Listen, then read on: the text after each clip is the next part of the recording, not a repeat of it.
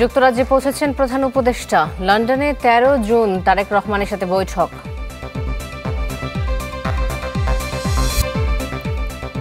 লন্ডনে ইউনূস তারেক বৈঠক হতে পারে টার্নিং পয়েন্ট। সংকট উত্তরণে বহুমুখী সিদ্ধান্তের প্রত্যাশা মির্জা ফখরুলের।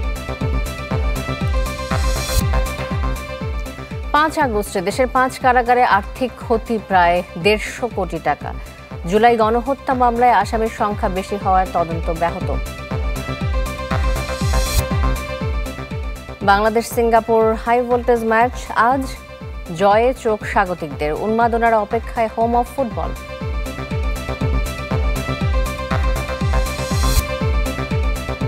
চতুর্থ দিনের মতো লস অ্যাঞ্জেলেসে অভিবাসন বিক্ষোভ।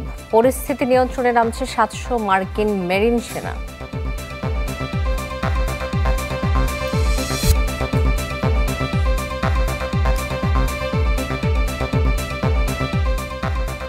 আমন্ত্রণ চ্যানেল 24 দুপুর 1টার খবরে। শুনছিলেন প্রেসিডেন্সি ইউনিভার্সিটি সংবাদ শিরোনাম। আপনাদের সাথে আছে আমি শান্তা শারদিন। আরএফএল কিচেন সিঙ্ক, স্বাস্থ্যকর কিচেনের চিরস্থায়ী সমাধান। 4 দিনের সরকারি সফরে যুক্তরাজ্যে পৌঁছেছেন প্রধান উপদেষ্টা ডক্টর মোহাম্মদ ইউনূস। লন্ডন সময় সকাল 7:10 হিথ্রো বিমানবন্দরে অবতরণ করে তাকে বহনকারী বিমান। সেখানে তাকে স্বাগত জানান যুক্তরাজ্যে নিযুক্ত বাংলাদেশের হাই কমিশনার আবিদা ইসলাম ও ব্রিটিশ রাজার প্রতিনিধিরা। বিমানবন্দর থেকে দ্য ডরচেস্টার হোটেলে যাওয়ার কথা রয়েছে প্রধান উপদেষ্টার। হোটেলে বাংলাদেশ বিষয়ক অল পার্টি পার্লামেন্টারি গ্রুপের সদস্যদের সাথে বৈঠকের কথা আছে ডক্টর ইউনূসের। এই সফরে ব্রিটিশ সরকারের পক্ষ থেকে প্রথম বাংলাদেশি হিসেবে King's Charles the Third Harmony Award দেয়া হবে প্রধান উপদেষ্টাকে। এছাড়াও আগামী 13 জুন শুক্রবার সকালে ডক্টর ইউনূসের সাথে বৈঠকে অংশ নেবেন বিএনপির ভারপ্রাপ্ত চেয়ারম্যান তারেক রহমান। প্রাথমিক বৈঠকের জন্য সময় নির্ধারণ করা হয়েছে 2 ঘন্টা। লন্ডন যেহেতু বিশ্ব কূটনীতির একটা কেন্দ্রস্থল, হাব, এবং কূটনীতিক ক্ষেত্রে লন্ডনের অত্যন্ত গুরুত্বপূর্ণ ভূমিকা আছে, সেই জন্য এখানে বিভিন্ন পক্ষের সঙ্গে প্রধান উপদেষ্টা অধ্যাপক মোহাম্মদ ইউনূস বৈঠক করবেন। এই বৈঠকগুলো মূলত বাংলাদেশের স্বার্থ সংশ্লিষ্ট বিষয়ে হবে, যেমন বাংলাদেশে বিনিয়োগ কিভাবে আকর্ষণ করা যায়, বাংলাদেশের গণতান্ত্রিক পরিবেশ, এবং 5ই আগস্টের পরে বাংলাদেশের মানুষের প্রত্যাশা কি, তারা কি চাচ্ছে। লন্ডনে ডক্টর ইউনূস ও তারেক রহমানের বৈঠক বাংলাদেশের বর্তমান রাজনৈতিক পরিস্থিতির টার্নিং পয়েন্ট হতে পারে, এমন মন্তব্য করেছেন বিএনপি মহাসচিব মির্জা ফখরুল ইসলাম আলমগীর। তিনি জানিয়েছেন যে সংকট উত্তরণে বহুমুখী সিদ্ধান্ত আসতে পারে বৈঠকে। সকালে বিএনপি চেয়ারপারসনের গুলশান কার্যালয়ে সাংবাদিকদের সাথে ঈদ শুভেচ্ছা বিনিময় শেষে তিনি জানান। মির্জা ফখরুল আরও বলেন যে জাতীয় ও আন্তর্জাতিকভাবে এই বৈঠকের গুরুত্ব এবং সম্ভাবনা অনেক বেশি। তিনি বলেন যে বিএনপি বিপ্লবী দল নয়, জনগণের ভোটের মাধ্যমে ক্ষমতায় যেতে চায় দলটি। এজন্য যে কোনো সময় ভোটের জন্য প্রস্তুত বিএনপি। আমরা প্রত্যাশা করছি যে এটা বাংলাদেশের যে রাজনৈতিক যে সংকটগুলো আছে এগুলোকে কাটিয়ে উঠতে একটা পজিটিভ ভূমিকা রাখতে পারে এই সাক্ষাৎকারটা। একই সঙ্গে আমি ব্যক্তিগতভাবে মনে করি যে সাম্প্রতিককালের রাজনৈতিক যে প্রেক্ষাপট, যে অবস্থান, এটা একটা বড় ইভেন্ট, এটা একটা টার্নিং পয়েন্ট হতে পারে আপনার কি, যদি সবকিছু সঠিকভাবে চলে। দেশ জুড়ে তোলপাড় ওয়ালটন ফ্রিজ কিনে আপনিও হয়ে যেতে পারেন মিলেনিয়ার। 5 আগস্টে দেশের 5 কারাগার থেকে পালিয়ে যাওয়া 2200 আসামির মধ্যে এখনও ফেরারি 700 জন, যাদের মধ্যে মৃত্যুদণ্ডপ্রাপ্ত আসামি 85 জন এবং সন্দেহভাজন জঙ্গি 9 জন। কারাগার ভাঙচুর, লুটপাটে আর্থিক ক্ষতি হয়েছে প্রায় 150 কোটি টাকা। কারা মহাপরিদর্শক বলেছেন যে ক্ষতি পোষাতে দিনরাত কাজ করছেন তারা, যদিও গণপূর্ত বিভাগের অসহযোগিতার অভিযোগ করেছে কারা কর্তৃপক্ষ। হিরণ খানের রিপোর্ট দেখুন।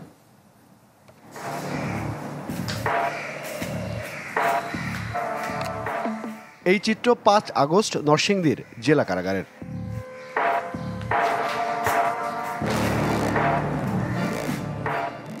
ছাত্র জনতার অভ্যুত্থানে হাসিনা সরকারের পতনের দিন অস্থিরতার রেশ পড়ে কারাগারেও। বেশ কয়েকটি জেলখানায় বিদ্রোহ করে বন্দীরা। ভেঙে পড়ে কারাগারের নিরাপত্তা। হামলার শিকার হন কারা সদস্যরা। ভাঙচুর, লুটপাট হয় কারা সদস্যদের বাসা বাড়িতেও।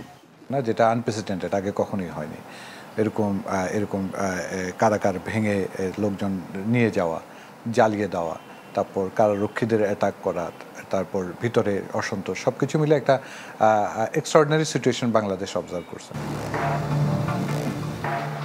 কারা অধিদপ্তরের তথ্য বলছে সে সময় মারাত্মক ক্ষতিগ্রস্ত হয় 5টি কারাগার, যার আর্থিক পরিমাণ 137 কোটি টাকা। এছাড়া পালিয়ে যাওয়া 2200 আসামির মধ্যে এখনও ফেরানো যায়নি 700 জনকে, যাদের মধ্যে মৃত্যুদণ্ডপ্রাপ্ত আসামি 85 জন এবং জঙ্গি 9 জন। 5 আগস্ট পরবর্তী জেলখানার এলোমেলো পরিস্থিতিতে কারা মহাপরিদর্শকের দায়িত্ব নেন ব্রিগেডিয়ার জেনারেল মোহাম্মদ মোতাহের হোসেন। জানান সেই সব দিনের কঠিন চ্যালেঞ্জের কথা। বন্দীদের মধ্যে অসন্তোষ, পালিয়ে না যেতে পারলেও তারা কেন তাদেরকে ছেড়ে দিচ্ছে না, এরকম একটা তাদের মধ্যে, যে দেশ স্বাধীন হয়েছে আমাদেরকে কেন আটকে রাখবে, অনেক বন্দীর মধ্যে এরকম একটা ইয়ে ছিল। এরকম একটা সিচুয়েশন আমাদেরকে প্রতিকূল হতে হবে। বাট আমি বলবো যে ওই সময় যদি কারারক্ষীরা যদি দাঁড়িয়ে না যেত, তারা যদি প্রোটেক্ট না করতো, আমাদের কিন্তু পুরো জেল ডিপার্টমেন্টটাই ধ্বংস হয়ে যেত। ক্ষয়ক্ষতির ধকল কাটিয়ে ওঠার চেষ্টায় কারা কর্তৃপক্ষ, তবে তাদের অভিযোগ নতুন 5টি কারাগার প্রস্তুত থাকলেও তা বুঝিয়ে দিচ্ছে না গণপূর্ত বিভাগ। পিডাব্লিউডি আমাদের একটা বড় উইকনেসের জায়গা। আমরা কিন্তু এই কাজগুলোর জন্য কমপ্লিটলি পিডাব্লিউডির উপর ডিপেন্ডেন্ট। অনেক সময় দেখা যায় আমাদের চাহিদা মোতাবেক অথবা টাইমলি ডেলিভারিটা পাচ্ছি না, যে কারণে অনেক কারাগার কিন্তু যে প্রজেক্টগুলো অনেক লম্বা সময় ধরে করতে হচ্ছে, টাইম বাড়াতে হচ্ছে, রিভাইজ করতে হচ্ছে। অনেক ক্ষেত্রে কোয়ালিটি নিয়েও কিন্তু আমাদের রিজার্ভেশন আছে। পালিয়ে যাওয়া বন্দীদের ফিরিয়ে আনার ব্যাপারে জানতে চাইলে কারা মহাপরিদর্শক জানান এ দায়িত্ব সরকারের। হচ্ছে সরকারের সিদ্ধান্ত, এটা তো আমাদের সিদ্ধান্ত না। বিকজ আমি এই মুহূর্তেও বলতে পারি না যে এটা জেল ডিপার্টমেন্ট টেক ওভার করে ফেলবে, because it need lot of resources. Hiran Khan, channel 24, Dhaka. একটা সেলফি। আপু এখন কিছু খাওয়াও। এখন ইভিনিং এর চরম ক্রেভিং, চাই কিছু এক্সাইটিং, মিস্টার নুডলস হয় কুকিং, টেস্ট হয় amazing, mister noodles amazing test, mister noodles enjoy the best, mister noodles amazing test, mister noodles, mister noodles, mister noodles. July গণহত্যা মামলায় আসামির সংখ্যা বেশি হওয়ায় তদন্তে বিঘ্ন ঘটছে। সকালে গাজীপুরের 2টি থানা পরিদর্শনের সময় একথা বলেন তিনি। সাবেক রাষ্ট্রপতি আব্দুল হামিদ দেশত্যাগে যেসব পুলিশ কর্মকর্তাকে বরখাস্ত করা হয়েছিল তদন্ত করে তাদের বিষয়ে পুনর্বিবেচনা করার কথা জানান। আপনারা মামলা দিচ্ছেন, 10 জন 15 জনের নাম দিচ্ছেন, 200-250 বেনামি লোক দিচ্ছেন, এই জন্য কিন্তু ইনভেস্টিগেশনও দেরি হয়ে যাচ্ছে। এই জনগণের যে কতগুলি অনেক, হ্যাঁ এর ভিতরে অনেক দোষী আছে, অনেক নির্দোষী লোকেরও আপনার সে আসামি করে দিচ্ছে, এই জন্য কিন্তু ইনভেস্টিগেশন দেরি হচ্ছে। পশুর হাট পরিষ্কারের কাজ শুরু করেছে ঢাকা উত্তর সিটি। আরও জানাতে রাজধানীর শাহজাহানপুর থেকে সরাসরি যুক্ত হচ্ছেন আমাদের সাথে মাহবুবুর রহমান। মাহবুব, শাহজাহানপুরে পরিস্থিতি কেমন দেখছেন? পরিষ্কার পরিচ্ছন্নতার কাজ কেমন চলছে?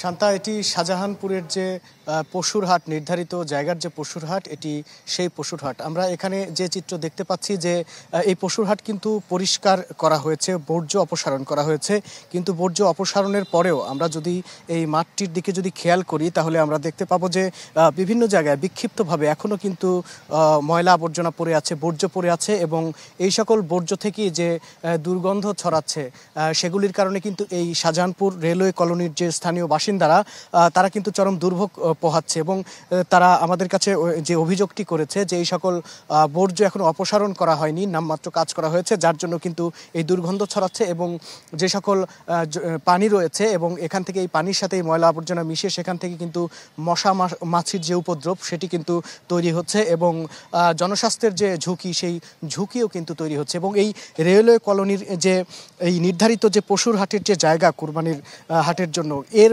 বাইরেও কিন্তু এই রেলওয়ে কলোনি জুড়ে অনেক কিন্তু ছোট ছোট জায়গাগুলোতে কিন্তু পশুর হাট বসানো হয়েছিল, এবং আমরা দেখেছি সেই ছোট ছোট পশুর হাটের জায়গাগুলো থেকে এখনও কিন্তু বর্জ্য অপসারণ করা হয়নি, এবং সেগুলোতে কিন্তু প্রচুর পরিমাণে বর্জ্য রয়ে গেছে, এবং রাস্তাঘাটে মানুষ চলাফেরায় চরম দুর্ভোগের শিকার হচ্ছে এই দুর্গন্ধর কারণে, এবং সেখান থেকে মশা মাছি তৈরি হচ্ছে, এবং রোগ ছড়ানোর যে সংখ্যা সেটি কিন্তু ছড়িয়ে পড়ছে। শান্তা, এই যে শাহজাহানপুরের পশুর হাট থেকে এই ছিল সর্বশেষ খবর। ধন্যবাদ মাহবুব আপনাকে। মাহবুবুর রহমান রাজধানীর শাহজাহানপুর থেকে যুক্ত হয়েছিলেন আমাদের সাথে।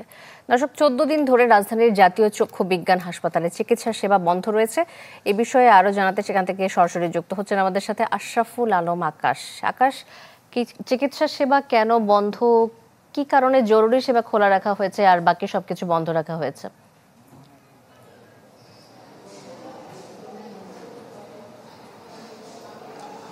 শান্তা, মূলত গত 28 মে এখানে যারা 54 জন চিকিৎসারত আছেন জুলাই আন্দোলনে আহতরা, আর তাদের সাথে হাসপাতালের কর্মকর্তা কর্মচারীদের যে সংঘর্ষের ঘটনা ঘটেছিল, এরপর থেকে নিরাপত্তা সংখ্যায় কিন্তু বন্ধ হয়ে যায় সম্পূর্ণ হাসপাতালের কার্যক্রম। এর পরবর্তীতে এই 4 জুন এসে কিন্তু আমরা দেখেছি যে শুধুমাত্র জরুরি সেবা, যেটি জরুরি বিভাগ, এটি চালু করা হয়, যেখানে প্রতিদিন প্রায় 100রও বেশি রোগী তাদের যে জরুরি চিকিৎসা সেবা সেটি নিচ্ছে। আবার জরুরি প্রয়োজনের ক্ষেত্রে কিন্তু অপারেশন সেগুলোও কিন্তু এখানে করানো হচ্ছে। তবে হাসপাতালের বাকি যে কার্যক্রম, মূলত 250 শয্যা বিশিষ্ট এই হাসপাতাল, সেই সব ধরনের কার্যক্রম কিন্তু বন্ধ রয়েছে। এর বাইরে আমরা উপরে 4 তলায় গিয়ে দেখেছি শুধুমাত্র জুলাই আন্দোলনে আহত যারা আছেন তা 54 জন ভর্তি থাকলেও এখন কিন্তু উপস্থিত আছে 3 জন। বাকিরা কিন্তু এখানে বলা যায় যে ঈদের কারণে দেশের বাড়িতে থেকে শুরু করে বিভিন্ন জায়গায় গিয়েছেন, যারা আবারও পুনরায় এখানে আসবেন। কারণ হাসপাতাল কর্তৃপক্ষ জানিয়েছেন তারা কোনো ধরনের ছাড়পত্র কিন্তু এখনও হাসপাতাল থেকে গ্রহণ করেনি, যে কারণে চিকিৎসা দিতে গিয়ে বেশ বেগ পেতে হচ্ছে। তবে পুরো হাসপাতালের কার্যক্রম নিয়ে কখন চালু হবে এই বিষয়ে এখন আসলে কোনো সিদ্ধান্ত নিতে পারেনি হাসপাতাল কর্তৃপক্ষ।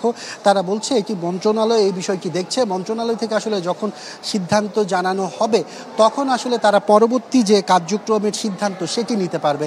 এখন পর্যন্ত যদি বলে রাখি, আপনি দেখতে পাচ্ছেন যে এখানে জরুরি বিভাগের সামান্য কিছু রোগী আমরা দেখতে পাচ্ছি, কিন্তু প্রতিদিন কিন্তু এই হাসপাতালের আউটডোরে প্রায় 3000-এর বেশি রোগী কিন্তু চিকিৎসা সেবা নিতে আসতো, যা সম্পূর্ণরূপে গত 14 দিন ধরে বন্ধ আছে এই বর্তমানের এই পরিস্থিতিতে। এছাড়া যারা এখানে আন্দোলনে আহতরা আছেন তাদের সাথে আমরা কথা বলেছি, তারা একটি অভিযোগ করেছেন যে তারা সুচিকিৎসা পাচ্ছেন না।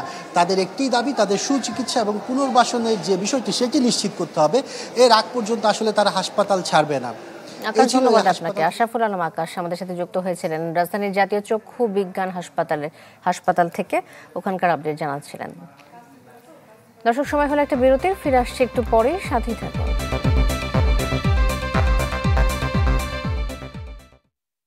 খবরে,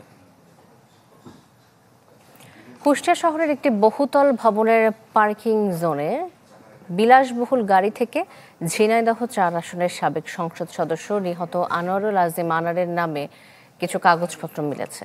গাড়িটি নিয়ে এলাকায় তৈরি হয়েছে ধূম্রজাল। ধারণা করা হচ্ছে এটি সাবেক আনোয়ারুল আজিম আনারের গাড়ি। ঘটনাস্থল পরিদর্শন করেছে কুষ্টিয়া মডেল থানার আইন শৃঙ্খলা বাহিনী। পুলিশ জানায় ওই গাড়ি ও কাগজপত্র জব্দ করা হয়েছে। গাড়িটি কার এ নিয়ে এখনো পরিষ্কারভাবে কিছু জানাতে পারেনি তারা, তবে বিষয়টি খতিয়ে দেখতে তদন্ত চলছে বলে জানায় কুষ্টিয়া মডেল থানা পুলিশ। মিয়ানমারের সায় ছাড়া মানবিক করিডোর সম্ভব নয়, এ বিষয়ে দেশটির সরকার ও আরাকান আর্মিকে এক ছাদের নিচে আনাও কঠিন। সাবেক কূটনীতিক হুমায়ুন কবির বলেছেন যে এতে চীন ও ভারতের ভূমিকাও গুরুত্বপূর্ণ, কেননা তাদের বিপুল আর্থিক বিনিয়োগ আছে মিয়ানমারে, তাদেরও আস্থা দরকার। এতে করে সার্বিকভাবে মানবিক করিডোর চালুর বিষয়টি খুব একটা সহজ নয়। মোর্শেদ হাসিবের রিপোর্ট দেখুন। যুদ্ধ, জলবায়ু বা প্রাকৃতিক দুর্যোগে সংকটময় অঞ্চলে জীবন রক্ষাকারী সহায়তা পাঠায় জাতিসংঘ ও রেডক্রস। সেই সহায়তার জন্য দেয়া পথ ও পুরো প্রক্রিয়াকে বলা হয় মানবিক করিডোর, যেখানে সব পক্ষের সায় থাকতে হয়। জাতিসংঘ সনদ অনুসারে নির্দিষ্ট অঞ্চল ও সময়ের জন্য এটি হবে অসামরিক জোন। ফিলিস্তিনিদের জন্য মানবিক করিডোরেও যখন চলছে ইসরায়েলি হামলা, তখন কাকতালীয়ভাবে এ নিয়ে আলোচনা দেশ জুড়েও, যদিও এ নিয়ে উল্টো মত সরকার ও বিএনপির। করিডোর দেওয়া না দেওয়ার বিষয় সিদ্ধান্ত আসতে হবে জনগণের কাছ থেকে। সিদ্ধান্ত আসতে হবে জনগণের প্রত্যক্ষ ভোটে নির্বাচিত জাতীয় সংসদের মাধ্যমে। যদিও বুধবার জাতিসংঘের বাংলাদেশ প্রতিনিধি জানান রাখাইনে মানবিক করিডোরের সঙ্গে তারা জড়িত নয়। সাবেক এই কূটনীতিকের মতে রাজনৈতিক সদিচ্ছা, আঞ্চলিক ভূকৌশল এবং মিয়ানমার সরকার ও আরাকান আর্মিকে আনতে হবে এক ছাদের নিচে, যা খুব সহজ নয়। আপনাকে 4টা প্রতিষ্ঠানকে সমন্বিত জায়গায় বা সমন্বয়ের মধ্যে আনতে হবে বা সমান্তরাল জায়গায় আনতে হবে, জাতিসংঘ, বাংলাদেশ, মিয়ানমার সরকার এবং বাস্তব অর্থে এখন আরাকান আর্মি। আর সিদ্ধান্ত গ্রহণ প্রক্রিয়া আপনার এই 4টা বিষয় যেটা বললাম, মানবিক সহায়তার বিষয়টা, প্রয়োজনটা, আইনগত বিধিবিধান, রাজনৈতিক সিদ্ধান্ত এবং ভূরাজনৈতিক বাস্তবতা, এই 4টা বিষয়কে মনে রেখেই আপনাকে সিদ্ধান্ত নিতে। মিয়ানমার সরকার অনাপত্তি অন্তত রাজি না হলেও তাদের আপত্তি নাই অন্তত, এই বিষয়টা আপনাকে সুনিশ্চিত করতে হবে। মানবিক করিডোর কেন্দ্রিক জটিলতা এখানেই শেষ নয়। যেহেতু মিয়ানমারে বিনিয়োগ আছে চীন ও ভারতের, তাই আস্থায় নিতে হবে দেশ দুটিকে। ভূরাজনৈতিক প্লেয়াররা বা অ্যাক্টররা যারা আছে তারা কি ভাবছে সেটাও কিন্তু আমার বিবেচনায় নিতে হবে। তার কারণ হলো রাখাইন প্রদেশে চীন এবং ভারত দুইজনেরই কিন্তু অর্থনৈতিক স্বার্থ, গভীর অর্থনৈতিক এবং ভূকৌশলগত স্বার্থ আছে। তো কাজেই তারা কি ভাবছে সেটা তারা আমাদের সাথে এগ্রি না করলেও অন্তত তাদের কাছ থেকে একটা মৌন সম্মতি হলেও থাকতে হবে যে ঠিক আছে, আমাদের কোনো আপত্তি নাই। মোর্শেদ হাসিব, চ্যানেল 24, ঢাকা। ব্রাহ্মণবাড়িয়ার নাসিরনগরে শশা চুরি করে খাওয়া নিয়ে দুই গোষ্ঠীর মধ্যে সংঘর্ষ হয়েছে, আহত হয়েছেন অন্তত অর্ধশত। পুলিশ জানায় শ্রীঘর গ্রামের বড়হাটি সমাজের জুয়েল মিয়া নামে এক ব্যক্তি শশা চুরি নিয়ে সালিশ বসায়। এ সময় বিবাদে জড়ায় দুই পক্ষ, অস্ত্র নিয়ে হয় সংঘর্ষ, এতে আহত হন অনেকে। পরে পুলিশ এসে পরিস্থিতি নিয়ন্ত্রণে আনে। এর আগে সোমবার রাতে একই জেলার সরাইলে রেস্টুরেন্টে টিস্যু চাওয়া নিয়ে দুই গ্রামবাসীর মধ্যে সংঘর্ষ হয়, আহত হন অন্তত 15 জন।